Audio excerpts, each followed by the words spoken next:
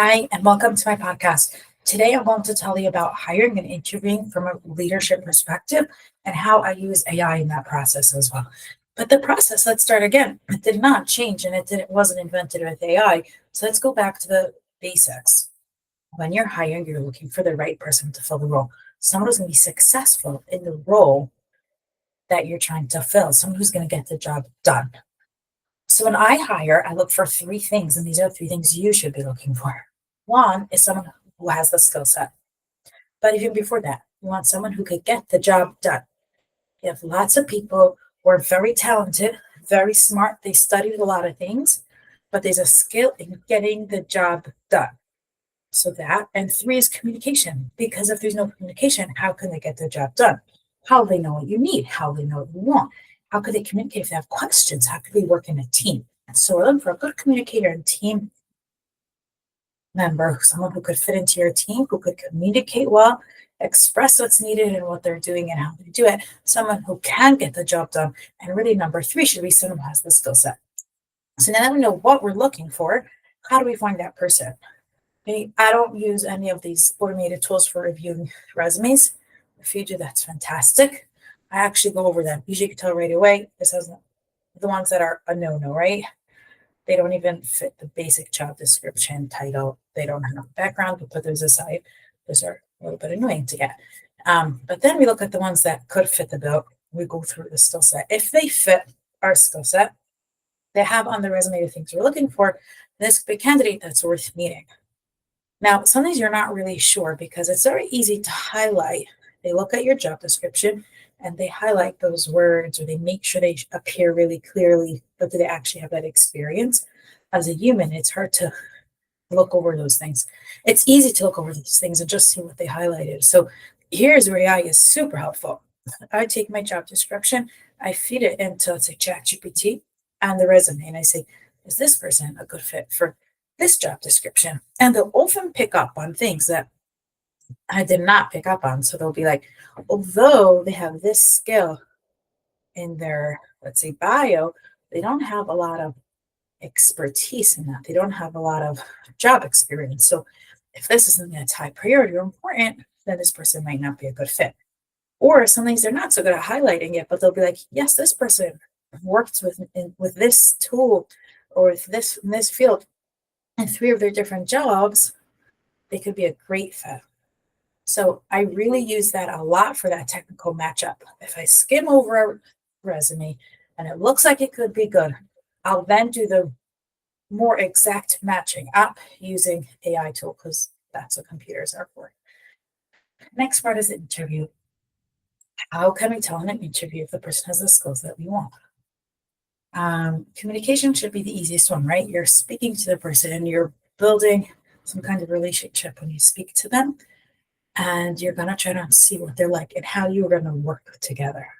Because you need to be able to work well together. That's why you're looking for someone. And that's why you're meeting them.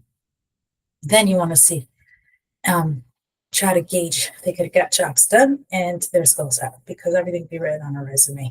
So here's the structure of my interviews. Sometimes we need more than one, but they more or less follow this structure. First is we're meeting and I explain my expectations. I introduce myself and explain my expectations. This meeting is to get to know each other, to see if we could work well together, to see what you think like. It's not a right or wrong test. It's not a right or wrong anything. It's much more about who you are, what you're like, how you think, how you process, because skills, like we said, is number three. A good match could learn almost any skill. So looking like, let's say, the development world, if you're looking for a certain programming language, someone who's not a good fit but knows a programming language, they don't get things done and they're not a great personality to work with, but they happen to know the programming language you need, is not going to be as good a fit as someone who has a lot of experience in programming, has charisma, has great relationships, is wonderful to work with, have a great vibe. They make sure to get the job done. They care, that ownership. They don't know this specific library. Trust me, they're going to learn it because they have ownership and they could get the job done. So skills is really the last one, and how someone thinks and how they operate and how they communicate is much more important. So that's what I explain in 20 seconds because I don't explain all the background, but I'll be like, hi, my name is Ahuva Fischer. This is my role on this project. Usually it's consultant or something like that. I'll be speaking to you today so I could get to learn what you're like and how we work together and how you think. There's no right or wrong answers. There's more how things flow. And that really sets the tone and it takes away the stress element. Often people will fail or flunk interviews because they're stressed out. And we lose so many good candidates because of that. And it's okay to be stressed out. It's okay to be nervous. Someone wants the job. It makes a lot of sense. It's human. And we're looking tired humans.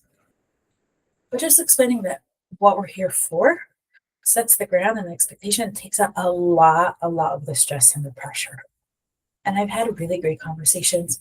And I've met some wonderful people that even if we didn't end up working together, I have some great stories and memories, and I hope they do too. So that's first. Then ask them to just tell me a bit about themselves.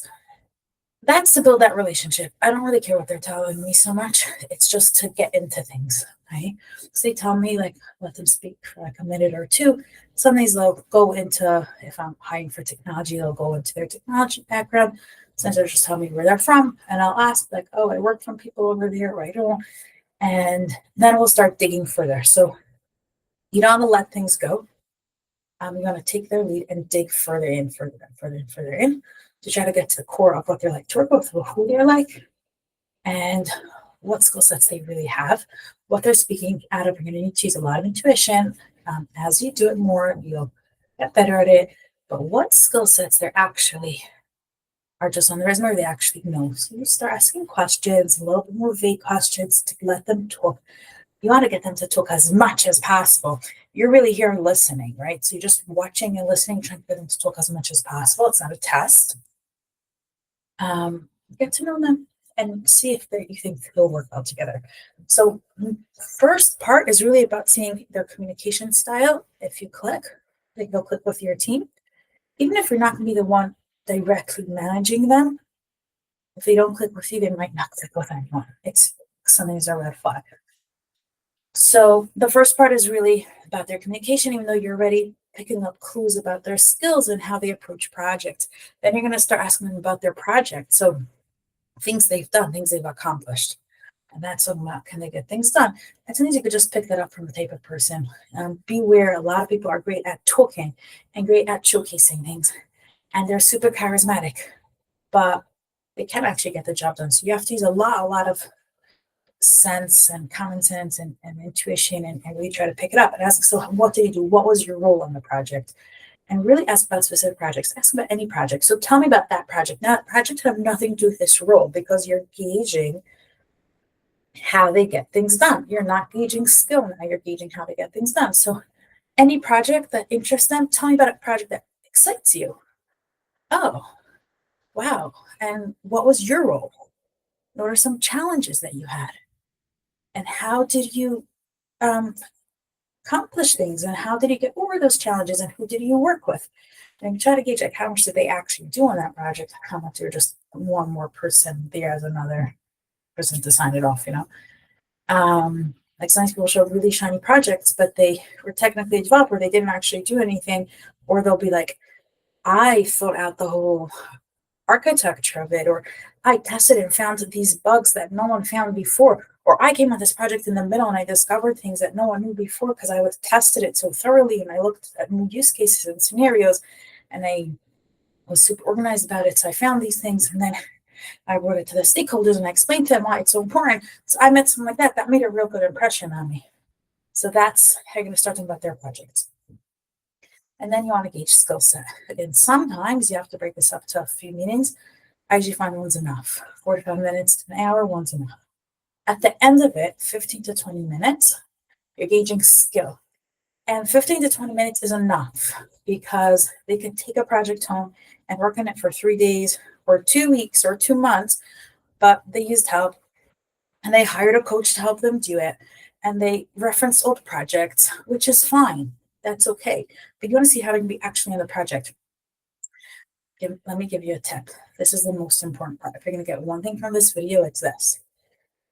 You know how when someone starts the job on day one, You'll often know, is this an amazing hire? It's an okay hire or a flop. You usually know that on the first day. If it's really amazing, you're like, whoa. If it's really not great, you know right away. If it's somewhere in the middle, which most people are, you don't always see that on the first date, but that's fine.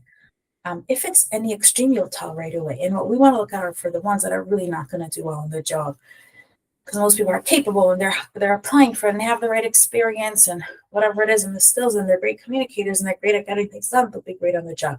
But some people are not going to be, and that's the margin we're looking for. So what we do is we want them to demonstrate the skill on the call, because whatever you would figure out and see on that first day at work, just do it on the interview.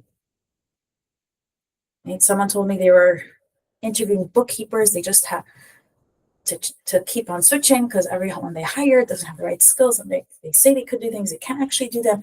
What should they do?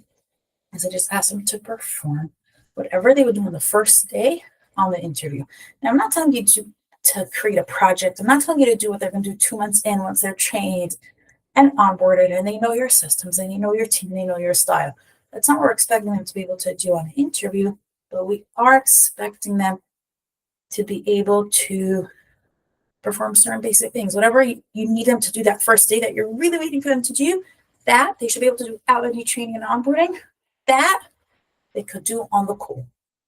So, for example, if I'm interviewing a tester, I'm going to open up, I usually open google.com. Everyone knows that when they get interviewed by me, I open google.com because everyone knows what that is. Sometimes I'll look at ChatGPT and I'll ask the tester, walk me through how you're going to test this page. A tester should be able to do that. If they can't test a basic page like that, they can't work on my team. And if they look at it structured in an organized way, and they tell me different use cases and different types of users and different types of things they would search for, this is someone that knows how to look at something and test it. And that's good enough. If it's a developer, we'll sometimes ask them to show me a piece of code they wrote and explain it to me. It's not, they'll just show me